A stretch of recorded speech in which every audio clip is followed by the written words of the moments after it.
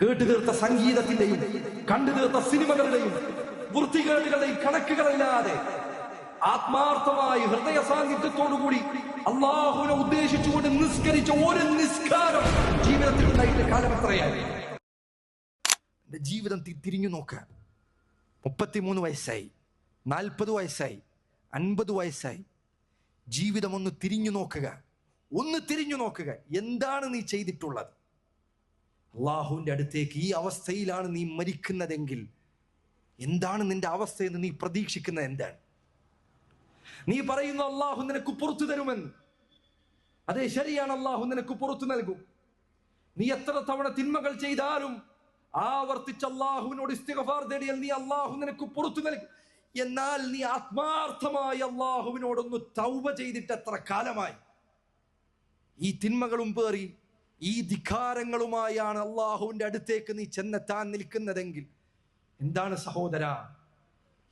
സഹോദര നീ വിചാരിക്കുന്നത്? എന്റെ വയസ്സ് ഇത്രയായില്ലേ? നീ തിരിഞ്ഞു നോക്കൂ. എന്താണ് നീ ചെയ്തത്? പണ്ഡിതന്മാരിൽ ചിലർ, വാല്യക്കണക്കിന് ഗ്രന്ഥങ്ങൾ എഴുതിയ ഉലമാക്കൾ, അവരുടെ ചരിത്രത്തിൽ കാണാം, അവരിൽ ചിലർ കണ്ണാടിക്ക് മുൻപിൽ ചെന്ന് നിന്ന് 40ഉം 50ഉം വയസ്സായപ്പോൾ അവരിൽ ചിലർ നരച്ച താടിയും പിടിച്ച് അവരവരോട് തന്നെ കണ്ണാടിയിലേക്ക് നോക്കി ചോദിച്ചിട്ടുണ്ട്, ഇത്ര വയസ്സായി നീ എന്താണ് ഇതുവരെയായി ചെയ്തത്? ഒന്ന് കണ്ണിൽ നോക്കി ചോദിക്കുക, അവനവനോട് ചോദിക്കുക, നീ എന്താണ് ചെയ്തത്? അള്ളാഹു നിനക്ക് നൽകിയ ജീവിതം കൊണ്ട് നീ എന്താണ് നിനക്ക് വേണ്ടി സമ്പാദിച്ചു വെച്ചിട്ടുള്ളത്?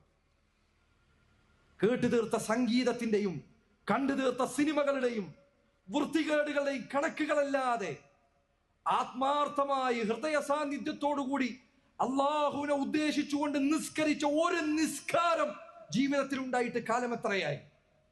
സ്വന്തത്തോട് ചോദിക്കുക. മറ്റുള്ളവരെ കുറിച്ച് നീ ചിന്തിക്കേണ്ടതില്ല. പറയുന്ന എന്നെ കുറിച്ച് പോലും നീ ആലോചിക്കേണ്ടതില്ല. അവനതുണ്ടോ ഇവനതുണ്ടോ നീ ആലോചിക്കേണ്ടത്. നിന്നെ കുറിച്ച് നീ ചിന്തിക്കുക. നിന്റെ അവസ്ഥ എന്താണ്? ഇപ്പോൾ മരിച്ചു കഴിഞ്ഞാൽ നിന്റെ സ്ഥിതി എന്താണ്? അള്ളാഹുവിനോട് എന്തു ഉത്തരം പറയുമെന്നാണ് നീ വിചാരിക്കുന്നത്? എന്തു പ്രവർത്തനങ്ങളുമായിട്ടാണ് നീ ചെല്ലുന്നത്? ഒരു വേള, ഒരു സമയം, കുറച്ചു നേരം ഒന്ന് ആലോചിക്കുക. കുറച്ചു നേരം നിനക്കും അള്ളാഹുവിനും ഇടയിൽ ഒരാളുമില്ലാതെ നീ നിന്റെ ജീവിതം ഒന്ന് വിലയിരുത്തുക. പ്രിയപ്പെട്ട യുവാക്കളെ, പ്രായം ചെറിയ കുട്ടികളെ, ഇസ്ലാമിനെ കുറിച്ച് അറിവ് ലഭിച്ചവരെ, അള്ളാഹു നിങ്ങൾക്ക് നൽകിയ നിഅമത്തിന്റെ വില നിങ്ങൾ മനസ്സിലാക്കുക.